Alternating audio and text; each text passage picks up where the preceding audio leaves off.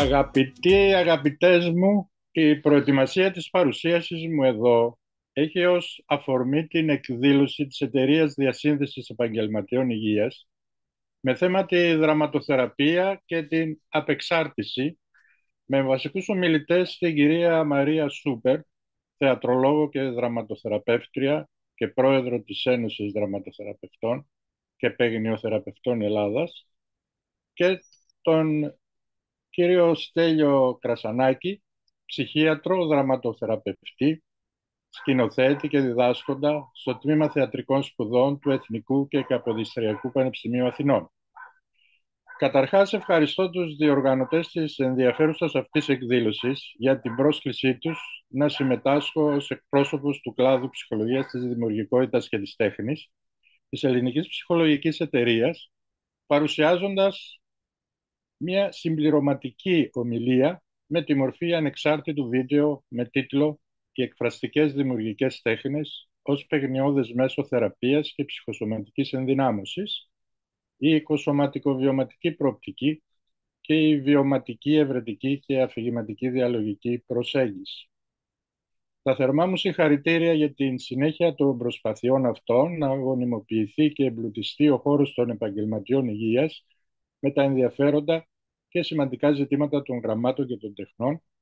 και εύχομαι κάθε επιτυχία στο διεπιστημονικό, καλλιτεχνικό, πνευματικό αυτό έργο. Οι βασισμένες στις εκφραστικές δημιουργικές τέχνες, θεραπείες, ανάμεσα στις οποίες συμπεριλαμβάνεται και η δραματοθεραπεία, χρησιμοποιούν ποικίλες μεθόδους και τεχνικές για τη θεραπεία, την αυτοφροντίδα και την ψυχοσωματική ενδυνάμωση. Μας προσκαλούν να εμπλακούμε ψυχήτε και σώματι,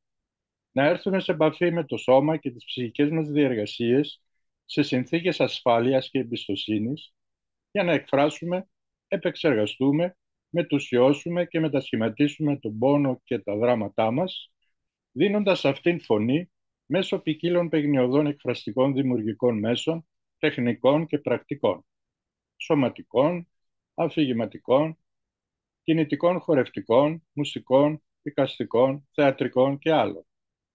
Η δυνατότητα παιγνιώδους έκφρασης είναι η ίδια μια διαδικασία μεταμόρφωσης και προσωπικής θεραπείας και ανάπτυξης.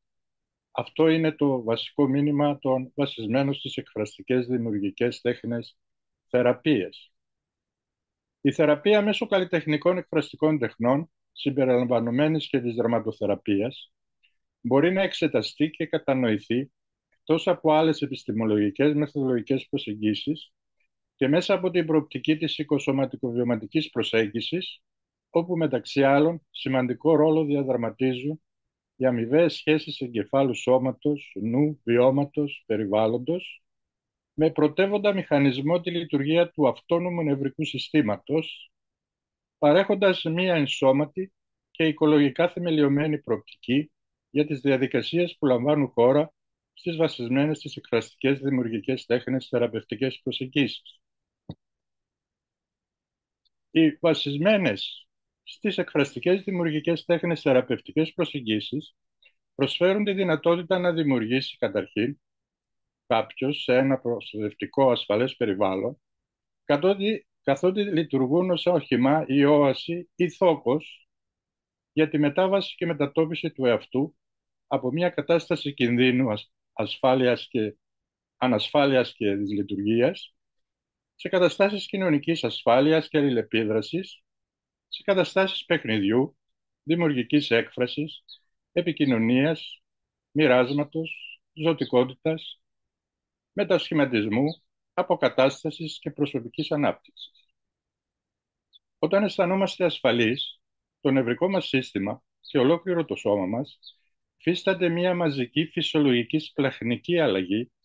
που μας οδηγεί να βιώνουμε θετικά συναισθήματα, να είμαστε πιο υγιείς, πιο ευτυχισμένοι και πιο έξυπνοι, να μαθαίνουμε καλύτερα και να λύνουμε προβλήματα, να διασκεδάζουμε περισσότερο, να θεραπευόμαστε γρηγορότερα και γενικά να αισθανόμαστε γεμάτοι ενέργεια και πιο ζωντανοί. Στην παρουσίαση μας αυτή θα μιλήσουμε αρχικά για την ιδιαιτερότητα της οικοσωματικοβιωματικής προοπτικής και που σε αυτήν εστιάζεται η προσοχή σχετικά με τις διεργασίες που λαμβάνουν χώρα στις βασισμένες στις εκφραστικές δημιουργικές τέχνες θεραπευτικές προσεγγίσεις, και στη συνέχεια θα κάνουμε μια σύντομη παρουσίαση των βασικότερων μηχανισμών, δυνάμεων και διαδικασιών ανάπτυξης και υποστήριξης των οικοσωματικοβιωματικών εμπειριών ασφάλειας και μεταμόρφωσης στο πνεύμα της βιωματικής ευρετικής και αφηγηματικής διαλογικής προσέγγισης, διαδικασιών που, όπως θα πρέπει να γνωρίζετε, η επιστημονική έρευνα βρίσκεται ακόμη στα σπάργανά της. Στην οικοσωματικοβιωματική προοπτική, όπως θα δούμε, δίνεται ιδιαίτερη προσοχή στη λειτουργία του εκτεταμένου οικοσωματικονευρονικού μας δικτύου, δηλαδή στη λειτουργία του αυτόνομου νευρικού μας συστήματος και στις σχέσεις εγκεφάλου, σώματος, νου, βιώματος, περιβάλλοντος, οι οποίες αποτελούν το θεμέλιο των εμπειριών μας, όπως γίνονται αυτές κατανοητές μέσω των διαδικασιών της νευροαντίληψης, της συνρύθμισης και της κοινωνικής αλληλεπίδρασης και ενδοδράσης. Οι βασισμένες στις εκφραστικές δημιουργικές τέχνες θεραπευτικές προσεγγίσεις παρέχουν ασφαλείς, φυσικές, συνρυθμιστικές, ενδυναμωτικές και μοναδικές θεραπευτικές βιωμένες αισθήσεις και εμπειρίες, δημιουργώντας θετικές αλλαγές στην όλη συναισθηματική λειτουργία των οικοσωμάτων μας μέσω των μηχανισμών και διαδικασιών της φαντασίας, του παιχνιδιού, της αφήγησης, της εμπρόσθετης χρήσης των συμποιητικών μεταφορών και επιτελέσεων, των καλλιτεχνικών δραστηριοτήτων, κατασκευών, τεχνουργημάτων και έργων, συμπεριλαμβανομένων και των αισθητικών μας ανταποκρίσεων. Προσεγγίζοντας τον κόσμο των εκφραστικών δημιουργικών τεχνών, συμπεριλαμβανομένου και αυτού της δραματοθεραπείας, μέσα από το πρίσμα της εναλλακτικής, ολιστικής, συστημικής και μη αναπαραστατικής και σχεσιακής, ενδοδρασιακής ενσώματης, βιωματικής, πλαισιοθετημένης, διαλογικής πολυφωνικής και επιτελεστικής πολυτροπικής οικοσωματικοβιωματικής προοπτικής, στη βάση της οποίας έχουμε αναπτύξει την εναλλακτική μας πρόταση στην παιδεία και θεραπεία του ανθρώπου, που ονομάζουμε βιωματική, ευρετική και αφηγηματική διαλογική ψυχοπαιδαγωγική, σε αντιπαράθεση προς τις ατομικιστικά, θετικιστικά, γνωστικιστικά, νοησιαρχικά, φορμαλιστικά, αναγωγιστικά και μηχανιστικά προσανατολισμένες παραδοχές και πρακτικές του αφαιρετικού αντικειμενισμού και του γραμμικού, μονολογικού, λογοκεντρικού και μονοτροπικού κειμενικού ορθολογισμού, που τείνουν προς την ομοιογενοποίηση και τυποποίηση, στοχαίνοντας έτσι τον πολυφωνικό και δημιουργικό πολιτισμό της παιδείας. Χρειάζεται αυτό τον κόσμο, τον βασισμένο στις εκφραστικές δημιουργικές τέχνες θεραπείων, να τον εξετάσουμε. Πρώτον, αναφορικά με τις σωματικές, εγκεφαλικές και σπλαχνικές λειτουργίες με τις οποίες συνδέεται. Δεύτερον, αναφορικά με τις επιτελέσεις των συμμετεχών των υποκειμένων και τις ενσώματες αλληλεπιδράσεις και επενέργειές τους ως ενσώματων εαυτών, οικολογικών, διαπροσωπικών, βιογραφικών, ιδιωτικών, ενοιολογικών κλπ., που ορίζουν τις σχέσεις τις οποίες αυτοί εκφράζονται και ερμηνεύονται. Τρίτον, αναφορικά με το πλαίσιο εντός του οποίου εκδηλώνεται και λειτουργεί σε όλα τα επίπεδα ανάλυσης του, από το πλαίσιο του τι προηγείται και τι ακολουθεί, μέχρι το χωροχρονικό πλαίσιο, το οικολογικό πλαίσιο, το πραγματιστικό πλαίσιο, το διαπροσωπικό πλαίσιο, το πλαίσιο δραστηριότητας ή έργου και το κοινωνικοπολιτισμικό πλαίσιο. Τέταρτον, ως κάτι που προκύπτει τόσο από εσωτερικά όσο και από εξωτερικά ερεθίσματα, ως κάτι που βιώνεται ή και παράγεται στο σώμα, αλλά ερμηνεύεται και αποκτά νόημα στο συγκεκριμένο κοινωνικό πλαίσιο εντός του οποίου εκδηλώνεται. Πέμπτον, ως κάτι που δεν βιώνεται ούτε εκδηλώνεται εν κενό, καθώς συνδέεται πάντοτε με κάποιο αντικείμενο, ακόμη και αν ορισμένες φορές ο συναισθηματικός του κόσμος φαίνεται διάχυτος και χαοτικός, επειδή το αντικείμενό του είναι ασαφές ή ασυνείδητο ή συνεχώς υποδιαμόρφωση. Και έκτον, ως μια δυναμική, αλληλεπιδραστική ή καλύτερα ενδοδρασιακή σχεσιακή διαδικασία δημιουργίας συγκεκριμένων ενσώματων βιωματικών τόπων ή θόκων, ακόμη και σε επίπεδο ασυνείδητο ή φαντασιακό, καθότι οι σχέσεις μεταξύ των οντοτήτων, ενσώματων υποκειμενικοτήτων, υλικών χώρων και αντικειμένων, κοινωνικών χώρων και πρακτικών και η αμοιβαία τους αλληλοσυγκρότηση σε μια βασισμένη στις εκφραστικές δημιουργικές τέχνες ψυχοθεραπευτική συνάντηση αποτελεί τη βάση επί της οποίας μπορεί να ερμηνευθεί και κατανοηθεί η όλη ενσώματη βίωση των αναδυόμενων συγκινήσεων ή συναισθημάτων των υποκειμένων. Μέσω της εμπρόθετης τους δράσης, του ενεργού τους πειραματισμού, των δημιουργικών και κριτικών τους αναστοχασμών, αλλά και των αποτελεσμάτων τους, και πολύ περισσότερο όταν όλα αυτά συνδέονται με κοινές συλλογικές εμπειρίες, με βιώματα κοινωνικών αλληλεπιδράσεων με τους άλλους, είναι που ο οικοσωματικοβιωματικός κόσμος των υποκειμένων διαμορφώνεται, αλλάζει, μετασχηματίζεται, αυτορυθμίζεται και ετερορυθμίζεται, μετατοπίζεται και διευρύνεται συναισθηματικά, βουλητικά, αντιληπτικά, γλωσσικά, κοινωνικοηθικά, γνωστικά κτλ. Πολύ σημαντικό ρόλο στην οικοσωματικό-βιωματική αυτή προοπτική όσον αφορά τα ζητήματα ρύθμισης και αυτορύθμισης της συναισθηματικής, κοινωνικής και φυσιολογικής τεχνικής μας κατάστασης διαδραματίζει το εκτεταμένο οικοσωματικό νευρονικό μας δίκτυο μέσω του αυτόνομου μας νευρικού συστήματος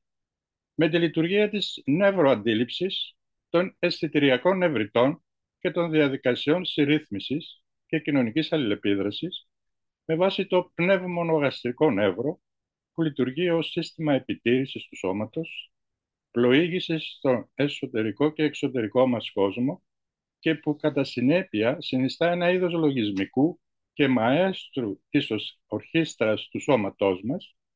που συντονίζει τη λειτουργία των οργάνων και συστημάτων του οργανισμού μας. Πρόκειται για ένα ιδιαίτερο ενδιαφέρον τοπολογικό δίκτυο από το οποίο αναδύονται και δημιουργούνται οι κάθε φορά ιστορίες μας σχετικά με το ποιοι είμαστε και πώς λειτουργεί ο κόσμος, τι κάνουμε και πώς αισθανόμαστε. Πρόκειται δηλαδή για διαδικασίες που διαμορφώνουν τα βιώματά μας και τη βιωμένη μας αίσθηση ασφάλειας και σύνδεσης με τον εσωτερικό και εξωτερικό μας κόσμο, πολύ σημαντικές πληροφορίες για τη βαθύτερη κατανόηση του τι πραγματικά συμβαίνει στις διαδικασίες των βασισμένων στις εκφραστικές δημιουργικές τέχνες θεραπείων. Είναι επομένως το οικόσωμά μας που διαμορφώνει τα βιώματά μας και αυτό που ονομάζουμε βιωμένη αίσθηση ασφάλειας και σύνδεσης. Ένα ζήτημα που εδώ και πάνω από 30 χρόνια μελετούμε και δουλεύουμε στο πλαίσιο της εναλλακτικής μας οικοσωματικοβιωματικής προοπτικής και της βιωματικής ευρετικής και αφηγηματικής διαλογικής προσέγγισης, αναπτύσσοντας σε πρακτικό επίπεδο μια ποικιλία τρόπων ή τεχνικών σχετικά με τις διαδικασίες αυτογνωσίας και προσωπικής ανάπτυξης. Όλοι οι τρόποι βασίζονται σε πλούσιο αυτοβιογραφικό υλικό που συλλέγεται για το κάθε υποκείμενο με τη χρήση ποιοτικών μεθόδων έρευνας. Μερικές από τις βασικές μεθόδους που γίνεται χρήση για το σκοπό αυτό είναι οι αυτοεθνογραφικές καταγραφές, οι βιογραφικές αφηγηματικές συνεντεύξεις, οι συνεντεύξεις σε βάθος, τα φωτογραφικά, ιχνογραφικά και μεταφορικά έργα και επίσης οι συστημικές γενεολογικές αναλύσεις του εξωτερικού και εσωτερικού συστήματος του εαυτού και η επεξεργασία και καταγραφή των κεφαλαίων ζωής του εσωτερικού πεδίου των υποκειμένων. Πολύ σημαντικές εδώ είναι και οι συστημικές έννοιες της αυτοοργάνωσης, της ισορροπίας, της αυτοποίησης ή καλύτερα συνποίησης και της ροής, του συντονισμού ή εναρμόνισης.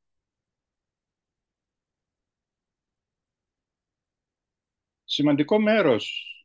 του αναφερόμενου πιο πάνω εκτεταμένου οικοσωματικονευρονικού μας τοπολογικού δικτύου είναι το πνεύμονο-γαστρικό νεύρο που συνιστά το 10ο από τα 12 κρανιακά νεύρα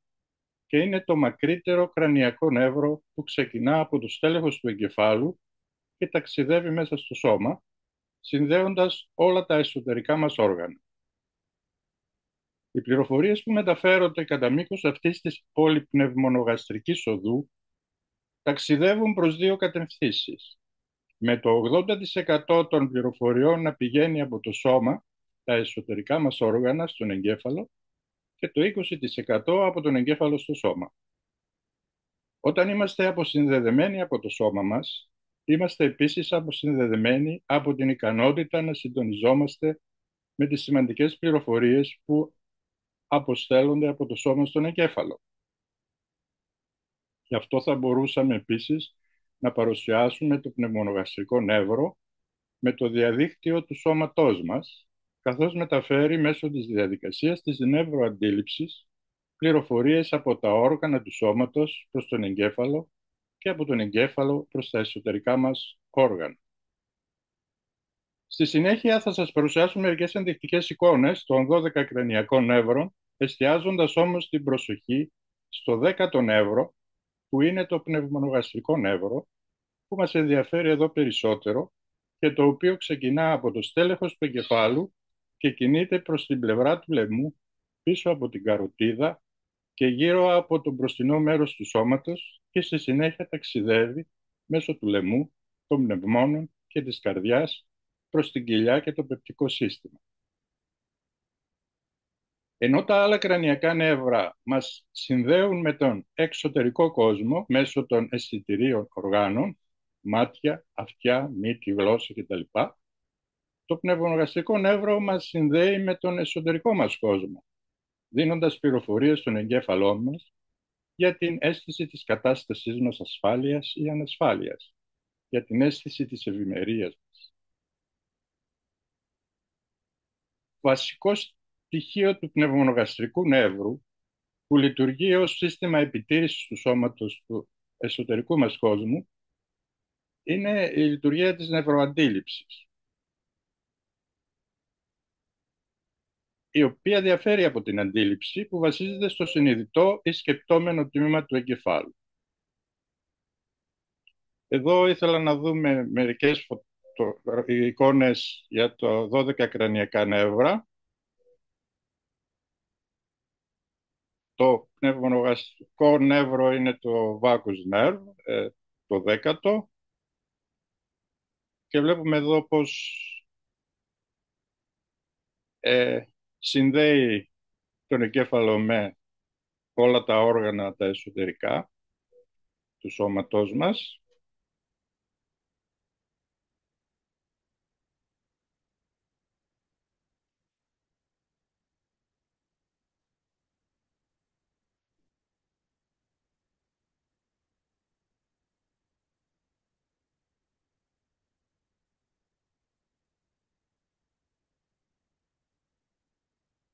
Λοιπόν, η διαδικασία της νευροαντίληψης λειτουργεί ως ο εσωτερικός μας φρουρός που βρίσκεται συνεχώς σε επιφυλακή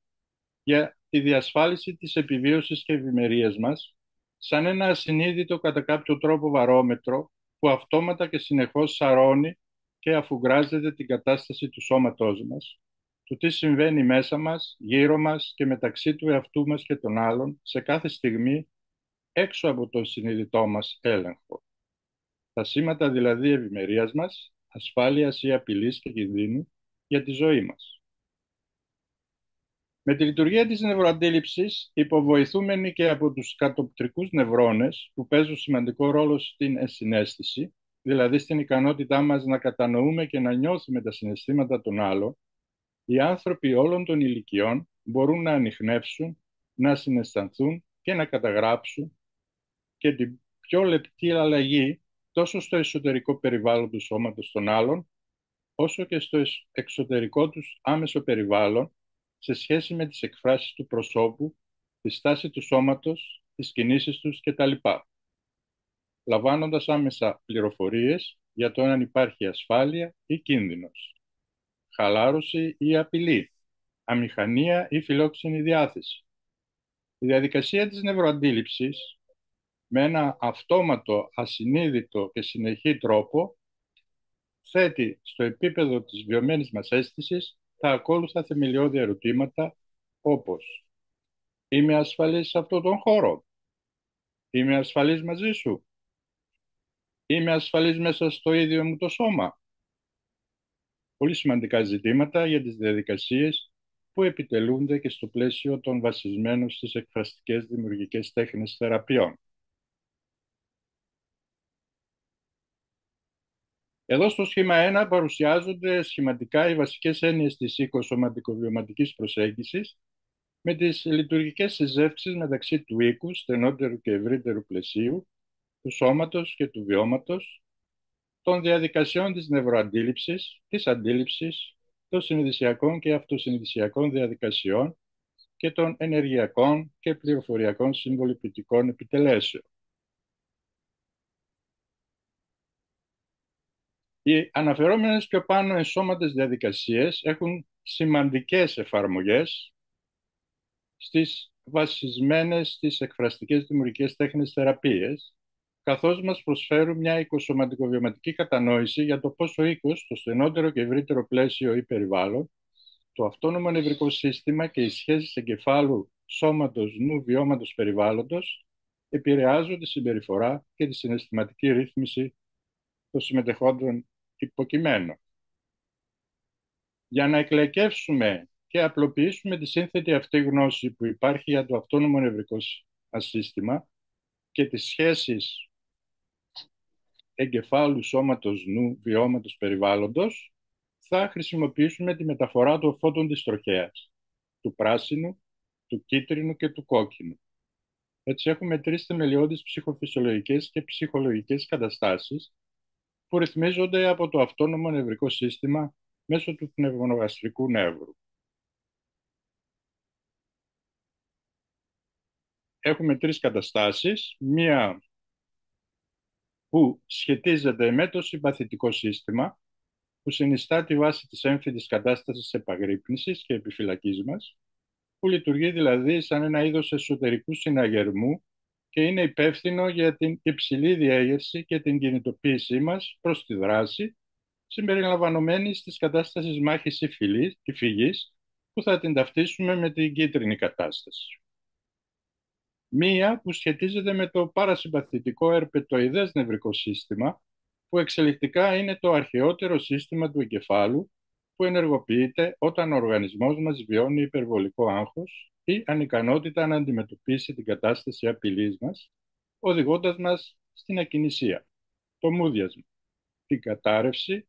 την αποσύνδεση και την κατάσταση αβοηθησίας και παγώματος απόσυρσης, που θα την ταυτίσουμε με την κόκκινη κατάσταση. Και τέλος, μια τρίτη που σχετίζεται με το παρασυμπαθητικό κοινωνικό νευρικό σύστημα ασφάλειας ή σύστημα κοινωνικής εμπλοκής, που έχει ως βασική του λειτουργία τη σύνδεση και την εμπλοκή μας με τον κόσμο σε συνθήκες ηρεμίας και ασφάλειας, εστιάζοντας την παρούσα στιγμή στο βίωμα του εδώ και τώρα και την ενσυναίσθηση και συμπόνια στις σχέσεις μας, που θα την ταυτίσουμε με την πράσινη κατάσταση. Σύμφωνα με τα πιο σύγχρονα επιστημονικά δεδομένα, το σώμα μας είναι ικανό να αναμειγνύει και να συνδυάζει χαρακτηριστικά από καθένα από αυτά τα τρία συστήματα για να δημιουργήσει αυτόνομα κοκτέιλ που εξυπηρετούν πολύ συγκεκριμένες λειτουργίες. Έχουμε δηλαδή τρεις κλάδους του αυτόνομου νευρικού μας συστήματος, αλλά πολλές υβριδικές ενσώματες συναισθηματικές καταστάσεις και στρατηγικές επιβίωσης, όπου η πράσινη κατάσταση, η κατάσταση δηλαδή ασφάλειας και κοινωνικής εμπλοκής, μπορεί κάτω από συγκεκριμένες συνθήκες να λειτουργήσει μεσολαβητικά και ρυθμιστικά για τις συμπαθητικές δράσεις μάχης ή φυγής και τις παρασυμπαθητικές δράσεις έντονου άγχους, ρυθμίζοντας τις λειτουργίες. Για παράδειγμα, το κίτρινο σύστημα δεν είναι μόνο για την πάλη ή τη φυγή από απειλές. Η ικανότητά του να μας κινητοποιεί χρησιμοποιείται σχεδόν κάθε φορά που χρειαζόμαστε μια όθηση ενέργειας, κάτι που συχνά μας έρχεται βολικό σε στιγμές ασφάλειας ή ακόμη και διασκέδασης. Ας δούμε την περίπτωση που κάποιος παίζει μπάσκετ. Τρέχει, πηδάει, μαρκάρει, ποστάρει και κατά πάσα πιθανότητα υδρώνει. Με άλλα λόγια,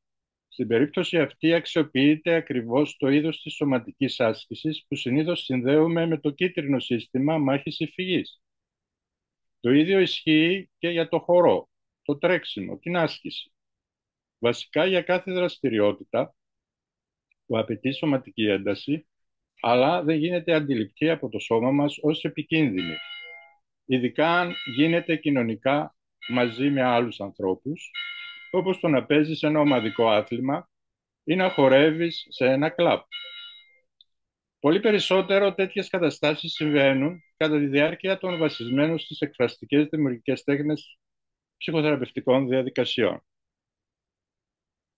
Ενώ το κίτρινο σύστημα είναι σίγουρα ένα βασικό μέρος του τρόπου με τον οποίο αντιδρούμε στον κίνδυνο, υπάρχουν αμέτρητα μη απειλητικά σενάρια στα οποία η ικανότητά του να ενεργοποιεί το σώμα μας με αυτόν τον τρόπο μπορεί να φανεί χρήσιμη.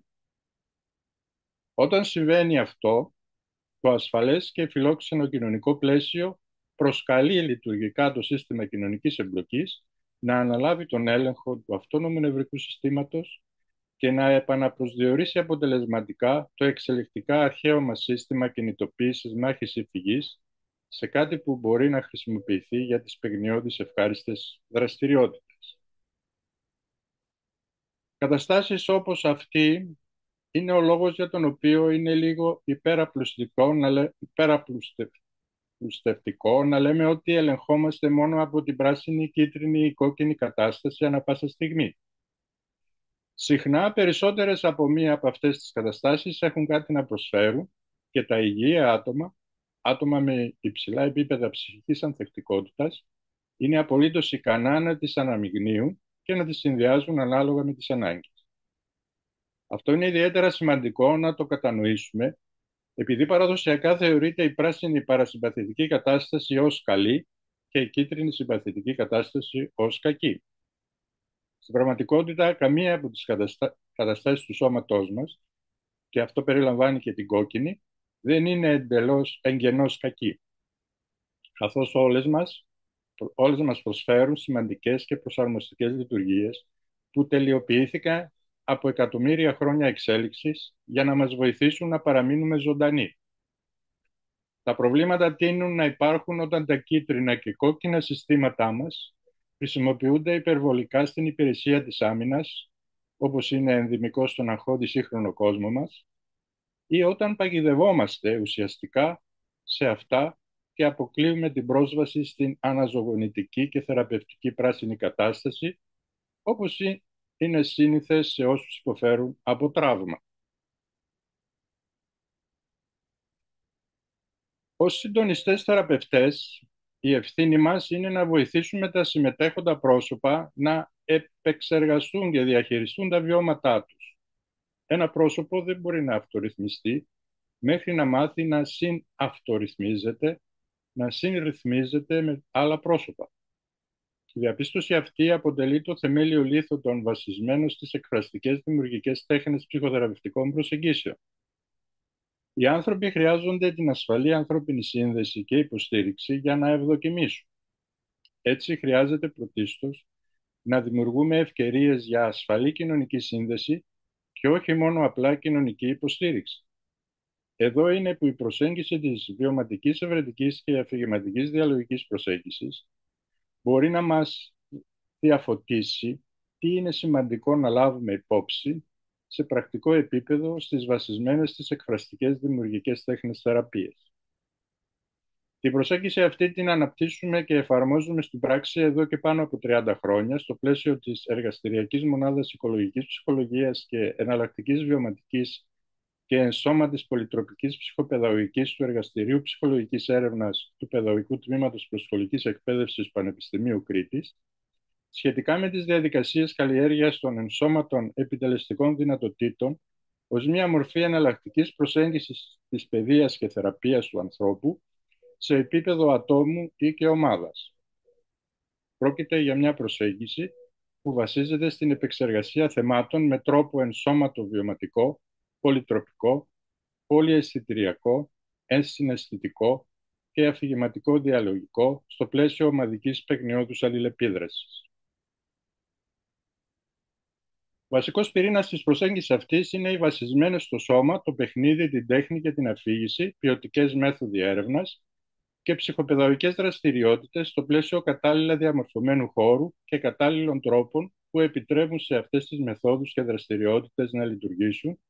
ως διαμεσολαβητικά μέσα ή εργαλεία για την κατανόηση, έκφραση και επικοινωνία των ηθικών, συναισθηματικών, τραυματικών, υπαρξιακών και πνευματικών βιωματικών ζητημάτων και διλημάτων των υποκειμένων με τη μορφή επιτελεστικών αυτοβιογραφικών δρόμενων, παραμυθιών, φωτοϊστοριών και θεατρικών μονοπράκτων. Η όλη διαδικασία είναι από τη βάση της ολιστική, ευρετική, αφηγηματική, δημιουργική, διαλογική, πολυφωνική και παιγνιώδης, που για την επεξεργασία των βιωματικών, ψυχολογικών, συναισθηματικών, τραυματικών, κοινωνικο-ηθικών, υπαρξιακών και πνευματικών ζητημάτων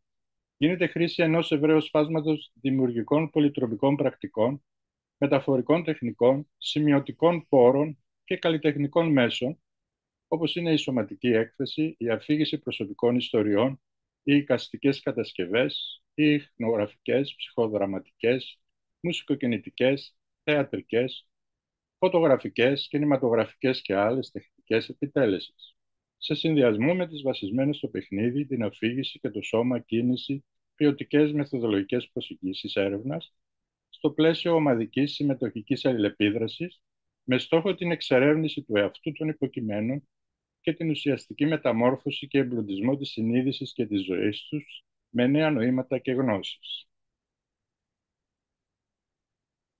Στην πρακτική εφαρμογή της βιωματικής, ευρετικής και αφηγηματικής διαλογικής προσέγγισης, τα άτομα μαθαίνουν μεταξύ άλλων να αναγνωρίζουν και να λεκτικοποιούν τον κόσμο του αυτόνομου νευρικού του συστήματος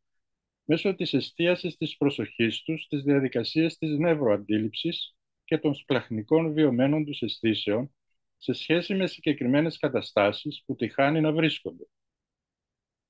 Μαθαίνουν επίσης να αναγνωρίζουν τις σκοτεινές και φωτεινές πλευρές του εσωτερικού τους παιδιού και τους μηχανισμούς τους άμυνας και να διευρύνουν το εσώματο εκφραστικό τους ρεπερτόριο, να αναπτύσσουν ένα ευέλικτο και ανταποκρινόμενο σώμα. Για το στόχο αυτό εφαρμόζεται μια ποικιλία σωματικών, ενδοδεχτικών, ιδιοδεχτικών, ψυχοκινητικών, διαλογιστικών, ενσυνείδητων επιτελεστικών πρακτικών και τεχνικών μελέτης των εσωτερικών πλευρών του αμυντικού ψευδούς εαυτού, που αναπτύσσεται για να αποκρύψει την οδύνη της μοναξιάς και του πόνου, καθώς και τα αισθήματα ντροπής που δημιουργούνται από την υποταγή στις προσδοκίες καταπιεστικών γονέων ή εκπαιδευτικών. Βασικά στοιχεία του ψευδούς εαυτού είναι οι μηχανισμοί άμυνας, οι εξόριστοι εαυτοί, οι εαυτοί διαχειριστές, οι πυροσβέστες, οι κριτές και άλλοι, οι οποίοι αναγνωρίζονται και δουλεύονται σε ένα ασφαλές παιγνιώδης θετικό περιβάλλον με στόχο τη συμφιλίωση και παράδοσή τους στο φως του αληθινού ή γνήσιου ή αυθεντικού εαυτού, που χαρακτηριστικά του γνωρίσματα είναι η αυθεντική εμπειρία του να είσαι γεμάτος περιέργεια για τον κόσμο, η συμπόνια, η ζωτικότητα, η επικοινωνία και η παιγνιώδης εκφραστικότητα, η δημιουργικότητα, η ηρεμία, η διάβγεια, το θάρρος, η αυτοπεποίθηση και άλλα. Η αναγνώριση και συμφιλίωση των σκιωδών ψευδών μερών του εαυτού με το φωτεινό αυθεντικό εαυτό λειτουργεί συγχρόνως ως μια επιλοτική ψυχοπαιδαγωγική επιμέλεια ή φροντίδα του εαυτού. Ονομάζεται βιωματική προσέγγιση γιατί στο πλαίσιο της η ιδιαίτερη βιογραφική ιστορία, τα βιώματα και η μοναδική και ανεπανάληπτη υποκειμενικότητα των προσώπων απαιτεί να διερευνήσουμε, να αγγίξουμε, να αισθανθούμε και να συντονιστούμε βαθύτερα με τις πλαχνικές τους βιωμένες αισθήσεις, τις ανάγκες, τις επιθυμίες, τις αντιστάσεις, τις αντιλήψεις, τις θέσεις, τις κρίσεις και γενικότερα τις προοπτικές τους, ενεργοποιώντας όσο αυτό είναι δυνατό το σύστημα κοινωνικής εμπλοκής τους, την πράσινη τους δηλαδή κατάσταση, που μεσολαβεί και ρυθμίζει τις όποιες δράσεις των αμυντικών συστημάτων του συμπαθητικού κίτρινου και παρασυμπαθητικού ερπετοειδούς κόκκινου συστήματος τύχουν να εμφανιστούν. Στα αρχικά στάδια των διαδικασιών της βιωματικής, ευρετικής και αφηγηματικής διαλογικής προσέγγισης, οι βιωματικές δραστηριότητες έχουν ως βασικό στόχο την ανάπτυξη ασφαλών χώρων εμπιστοσύνης και οικειότητα στην ομάδα και εμπειρίες που θα αναπτύξουν ή αποκαταστήσουν το αίσθημα ψυχοσωματικής ασφάλειας, δημιουργώντας έτσι ευνοϊκές συνθήκες ενεργοποίησης του συστήματος κοινωνικής αλληλεπίδρασης και εμπλοκής των προσώπων. Το αίσθημα ασφάλειας, άνεσης, αποδοχής, κατανόησης και ελέγχου αποτελεί το θεμέλιο των βασισμένων στις εκφραστικές δημιουργικές τέχνες θεραπείες. Ονομάζεται ευρετική προσέγγιση γιατί με τις τεχνικές και πρακτικές που ακολουθούνται ενεργοποιούνται οι δημιουργικές δυνάμεις και η φαντασία των προσώπων, έχοντας ως αποτέλεσμα τη δημιουργία οικοσωματικοβιωματικά παρωθημένων νέων μεταφορών και συμβόλων, τόσο λεκτικών, προφορικά και γραπτά είδη, παραμύθια, αφηγήσεις, ποίηση, ιστορίες, κείμενα, όσο και μη λεκτικών, κατασκευές, μουσικοκινητικά δρόμενα, εικαστικά έργα και άλλα, σε σχέση με τις βιωμένες τους αισθήσεις. Στην ευρετική αυτή διαδικασία, τα πρόσωπα επιχειρούν να εκφράσουν λεκτικά, αλλά και με άλλους μη λεκτικούς τρόπους, τη σπλαχνική βιωμένη τους αίσθηση και να την εναρμονίσουν με παιγνιώδεις δημιουργικές μορφές έκφρασης, κάνοντας χρήση ποικίλων καλλιτεχνικών μέσων και τεχνικών, παραδείγματος χάρη εικαστικών, κινητικών, μουσικών, θεατρικών και άλλων. Πρόκειται για μια διαδικασία όπου τα πρόσωπα έχουν την ευκαιρία και την δυνατότητα να παίξουν, να πειραματιστούν και να συνδυάσουν με ελεύθερο δημιουργικό και καινοτόμο τρόπο μια ποικιλία οικείων βιωματικών στοιχείων. Οι ευρετικές αυτές δραστηριότητες και τεχνικές βοηθούν τα πρόσωπα να βελτιώσουν τις δεξιότητες ρύθμισης των συναισθημάτων τους και να ενισχύσουν την ικανότητα διαχείρισης των συγκρούσεων και διαπροσωπικών τους σχέσεων. Ονομάζεται τέλος αφηγηματική διαλογική προσέγγιση γιατί όλα αυτά που έχουν επεξεργαστεί στις προηγούμενες φάσεις παρουσιάζονται και μοιράζονται στα υπόλοιπα μέλη της ομάδας και μερικές φορές και σε ένα εκτός ομάδας κοινό. Το στόχος της προσέγγισης δεν είναι μόνο να δοθεί ζωή, μορφή και περιεχόμενο στο βίωμα μέσω των παιγνιωδών ευρετικών τεχνικών και των βασισμένων στην τέχνη μεθόδων έρευνας, αλλά και να μοιραστεί αυτό, σύμφωνα με τις ανάγκες του αυτόνομου κοινωνικού μας νευρονικού συστήματος στους άλλους. Έτσι οι άλλοι γίνονται μάρτυρες των αφηγήσεων και επιτελέσεων των συμμετεχόντων, των ζητημάτων που τα απασχολούν, ενισχύοντας περαιτέρω την επικοινωνία νου-σώματος, νου-εγκεφάλου-σπλάχνων, που αποτελεί τη βάση των διαδικασιών ρύθμισης και αυτορύθμισης των συναισθημάτων. Πρόκειται για την προσπάθεια σύνθεσης των επιμέρους βιωματικών κομματιών των προσώπων, εαυτοί εξόριστοι, εαυτοί διαχειριστές, εαυτοί πυροσβέστες και άλλοι, σε μια ενιαία συνεκτική ιστορία, σε συμβολικό ή ρεαλιστικό επίπεδο, που αφηγούνται και επιτελούν μέσω του συνειδητού εαυτού, εαυτός ενίοχου, θα μπορούσαμε να πούμε. Η ενσώματη παιγνιώδης αφηγηματική, ενεργητική, δημιουργική και συλλογικά τελειτουργική διαδικασία διαχείρισης των συναισθημάτων της βιωματικής, ευρετικής και αφηγηματικής διαλογικής προσέγγισης βοηθάει τα πρόσωπα να εργάζονται κυρίως με το μη λεκτικό, ανίποτο κομμάτι του εαυτού τους, έχοντας ως βάση το σώμα τους, τα συστήματα διαχείρισης των συναισθημάτων τους, τις εσωτερικές βιωμένες τους αισθήσεις, την κίνηση και την αναπνοή τους, με απότερο στόχο τη σύνδεση με τον αυθεντικό τους πυρήνα.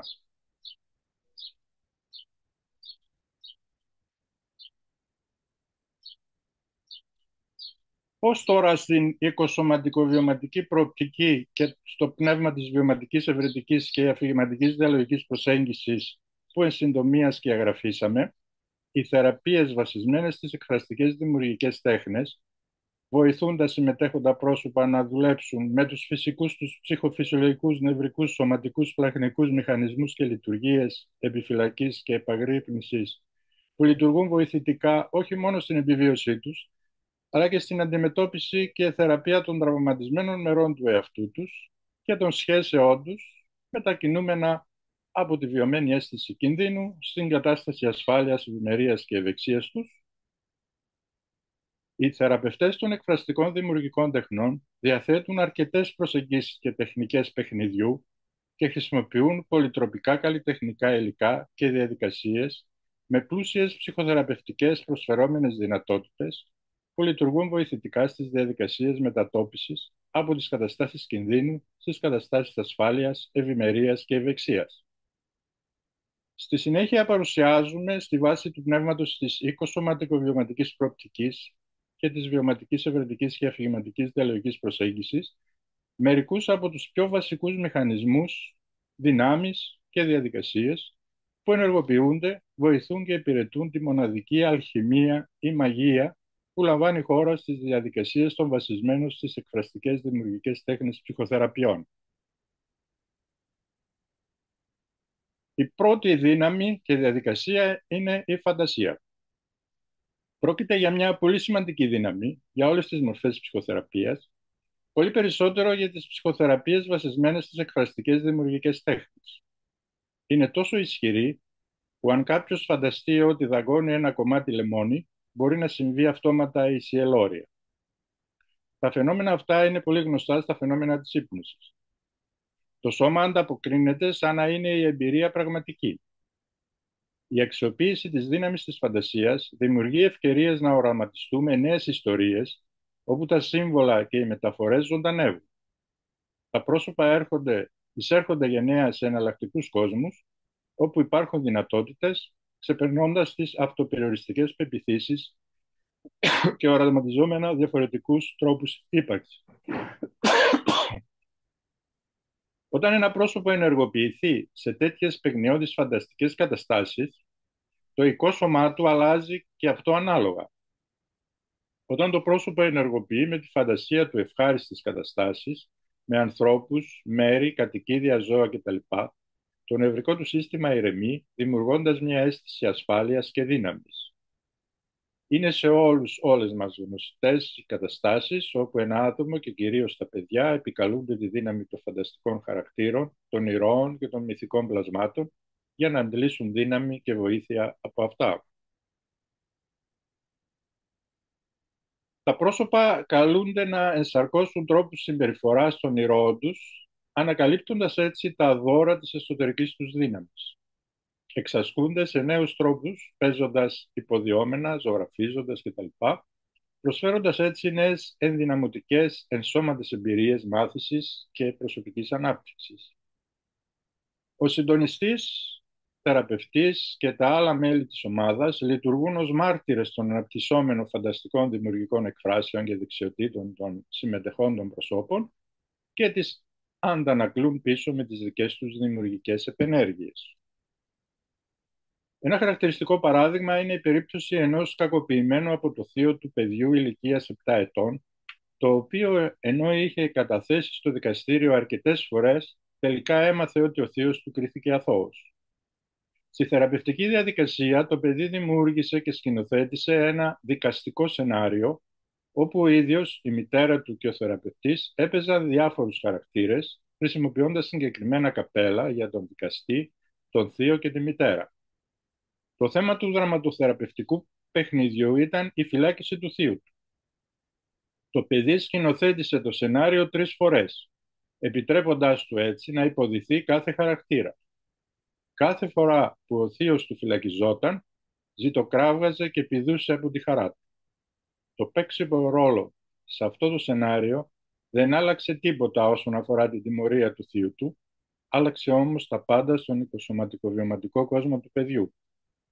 Το παιδί, με το να γίνει ο ήρωας της δικής του ιστορίας, του δικιού του δράματος, μετακινήθηκε από το αίσθημα θλίψης και σύγχυσης στο αίσθημα ενδυνάμωσης, ζωτικότητας και ευεξίας. Μια δεύτερη θεμελιώδης δύναμη και διαδικασία των βασισμένων στις εκφραστικές δημιουργικές τέχνες θεραπείων, που σχετίζεται άμεσα με τη φαντασία, είναι το παιχνίδι. Από την οικοσωματικοβιωματική προοπτική, πρόκειται για την προαναφερθήσα υβριδική κατάσταση του κίτρινου και του πράσινου αυτόνομου νευρονικού συστήματος, που σημαίνει ότι είμαστε ταυτόχρονα σωματικά κινητοποιημένοι και κοινωνικά λειτουργικοί. Το παιχνίδι είναι πραγματικά σημαντικό για το νευρικό σύστημα και την όλη ενσώματη μας ύπαρξη.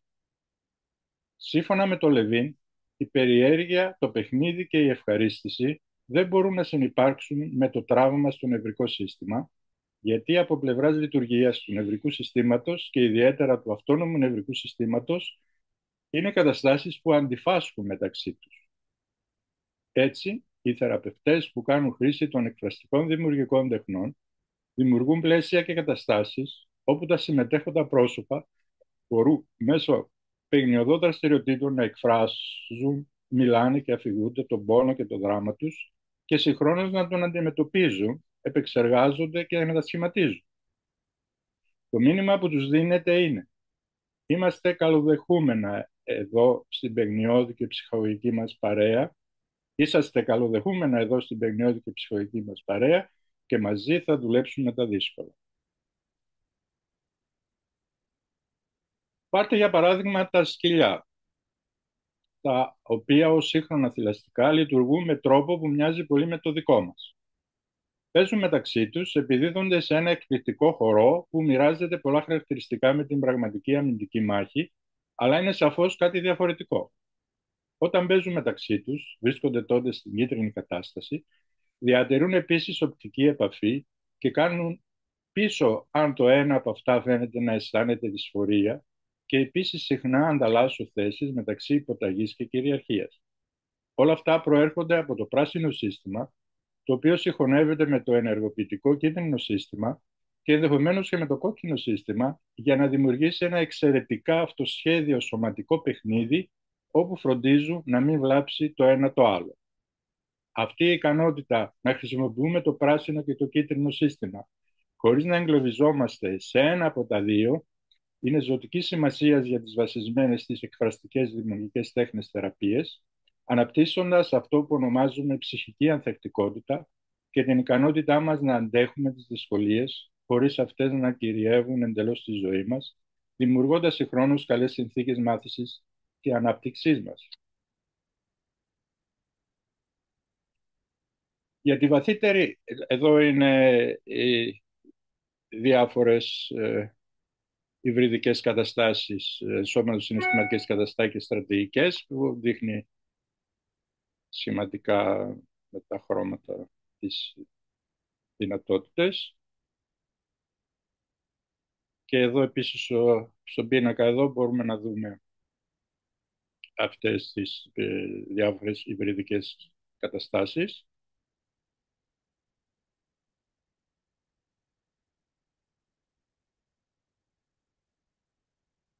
Και που το παιχνίδι εδώ, που είναι πολύ βασικό στις βασισμένες εκφραστικές δημιουργικές τέχνες θεραπείες, βλέπουμε πως το πράσινο και το κίτρινο συνεργάζονται, κοινωνική εμπλοκή και ενεργοποίηση.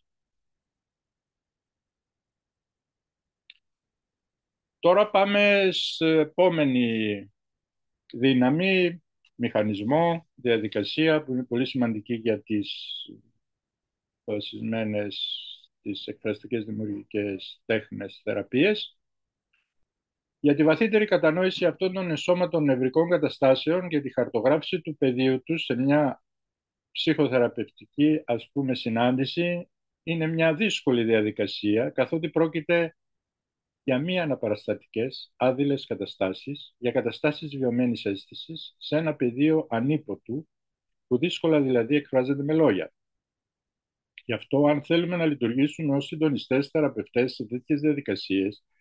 χρειάζεται αρκετή βιωματική εμπειρία και αναστοχαστική συνειδητότητα που ξεκινά από τον εαυτό μας, από το τι συμβαίνει μέσα μας, πηγαίνοντας προς τα έξω, στις δυναμικές της ομάδας.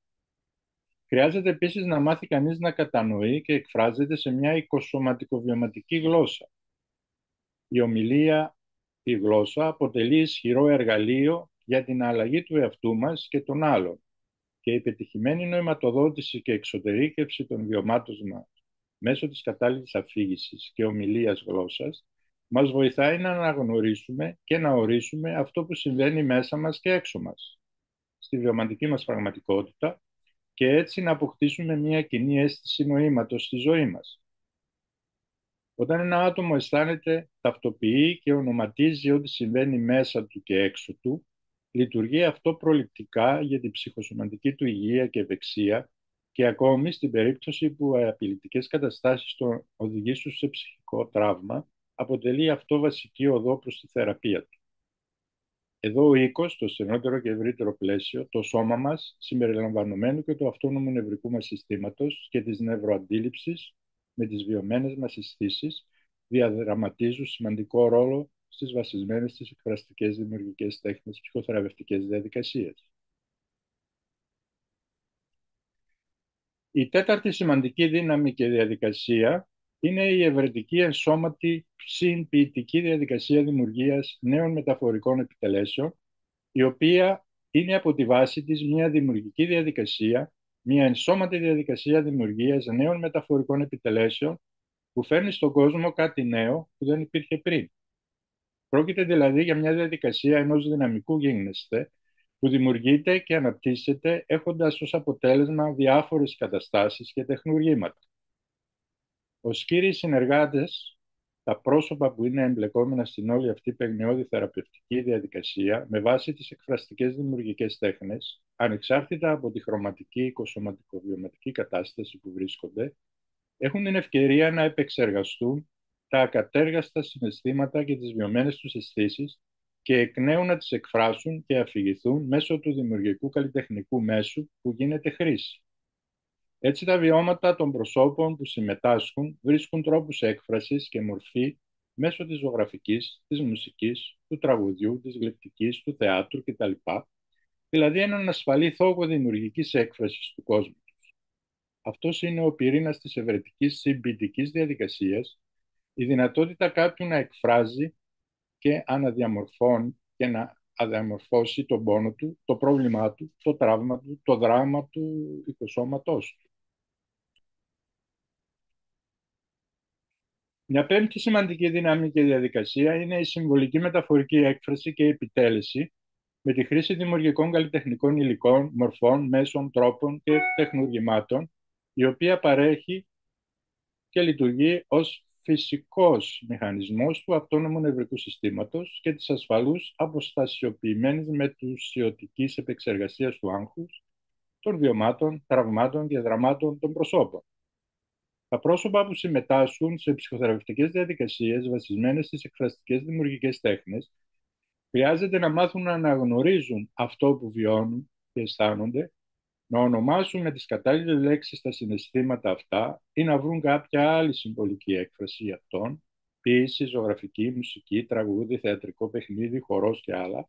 που μπορεί να τα βοηθήσει να αποκτήσουν απόσταση από τα τραυματικά τους βιώματα, διευκολύνοντας τα συγχρόνως να φανταστούν και να δημιουργήσουν εναλλακτικές λύσεις και εκδοχές.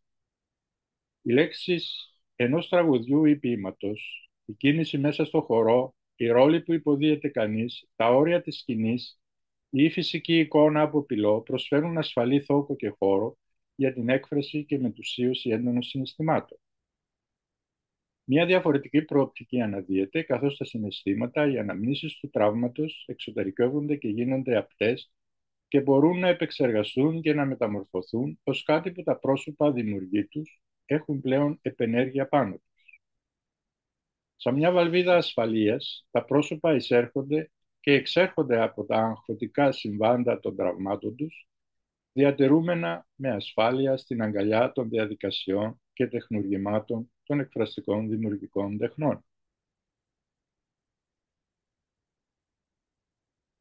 Μια έκτη σημαντική δύναμη και διαδικασία είναι η αισθητική ανταπόκριση που λειτουργεί ως μια πράξη εναρμονισμένης και συντονισμένης μαρτυρίας. Στις βασισμένες στις εκφραστικές δημιουργικές τέχνες θεραπείες, ένας από τους πρωταρχικούς ρόλους του συντονιστή θεραπευτή είναι να παρακολουθεί αυτό που συμβαίνει στη δυναμική της ομάδας και στα πρόσωπα που λαμβάνουν σε αυτήν μέρος, μαζί με τις διαδικασίες των εκφραστικών καλλιτεχνικών του δημιουργημάτων. Τα συμμετέχοντα πρόσωπα μπορεί ως μάρτυρες να βιώσουν με διαισθητικό τρόπο την αγωνία ενός προσώπου μέσω της παρουσίας της δραστηριότητας του αυτόνομου νευρικού του συστήματος, που εκδηλώνεται στο σώμα του και στη μη λεκτική του έκφραση και επικοινωνία, καθώς συγχρόνως φανερώνεται και ξεδιπλώνεται η ιστορία του εκφραστικού καλλιτεχνικού του δημιουργήματος.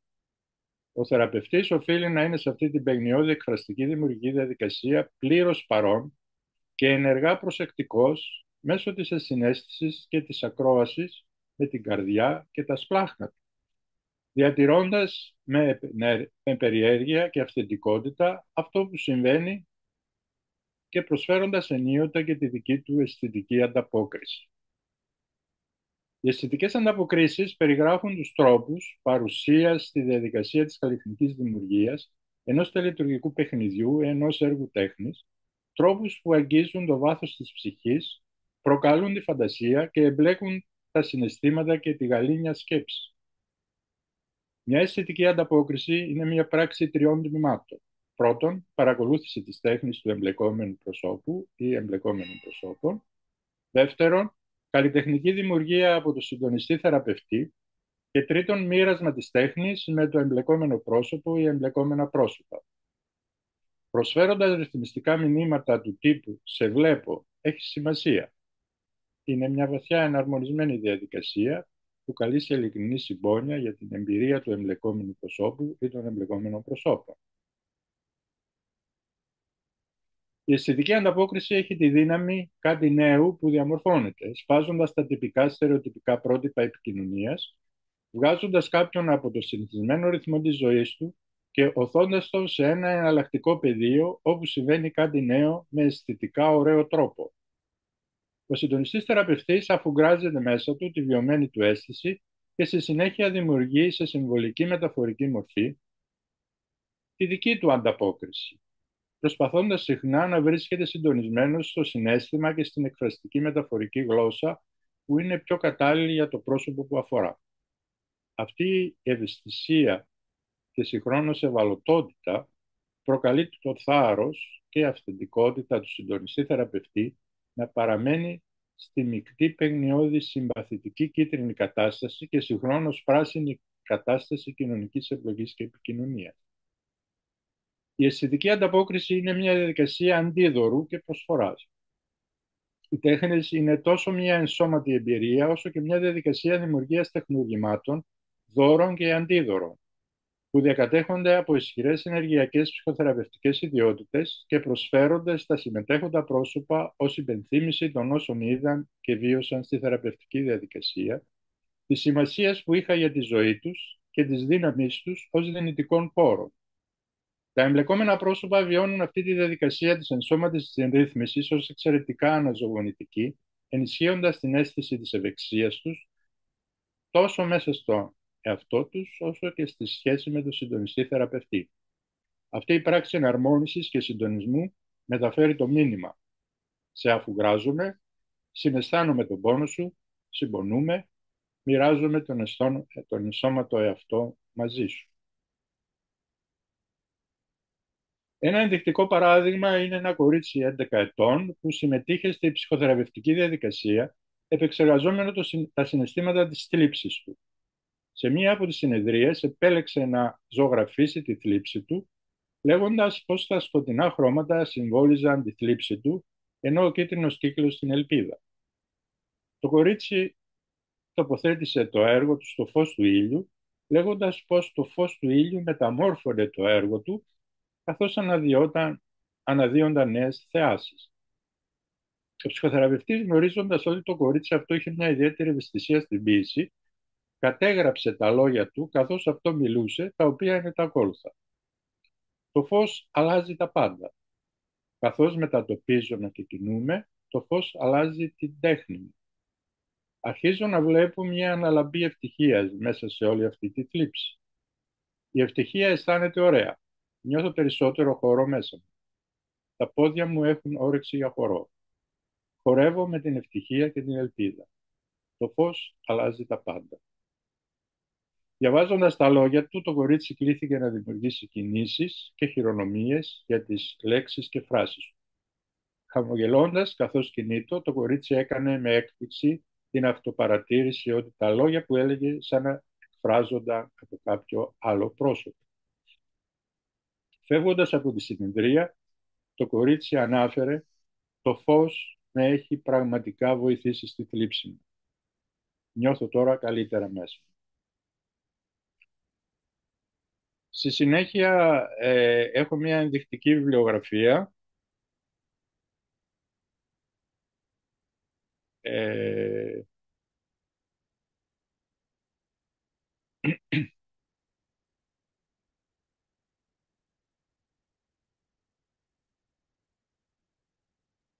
Και στο τέλος,